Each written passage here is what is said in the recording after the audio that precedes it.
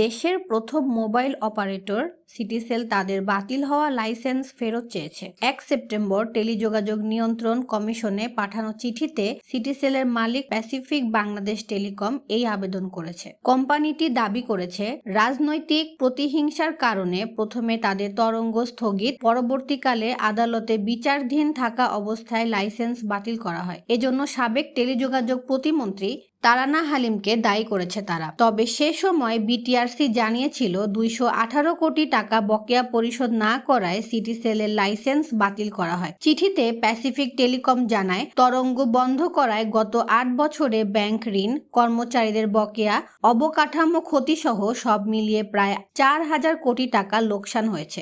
গত ৮ বছর কার্যক্রম বন্ধ থাকায় প্রায় ২,০০০ কোটি টাকা রাজস্ব আয় সম্ভব হয়নি। এতে সরকার প্রায় ৪৩০ কোটি টাকা কর ও ফি থেকে বঞ্চিত হয়েছে। সিটিসেল এখন লাইসেন্স বাতিলের জন্য জারি করা পত্রের প্রত্যাহার চায়। এর পাশাপাশি প্রযুক্তি নিরপেক্ষ লাইসেন্স চায়, যাতে 5Gও অন্তর্ভুক্ত থাকবে। তারা এজন্য অর্থ পরিশোধ করবে, তবে সেটা রাজস্ব আদায়ের পর। এ বিষয়ে প্যাসিফিক টেলিকমের হেড অফ রেগুলেটরি ও কর্পোরেট অ্যাফেয়ার্স নিশাত আলী খান বলেন, তাদের বিষয়টি আদালতে বিচারাধীন, তাই বিটিআরসি লাইসেন্স বাতিল করতে পারে না। তৎকালীন সরকার ক্ষমতার অপব্যবহার করেছে দাবি করে তিনি এর প্রতিকার চান।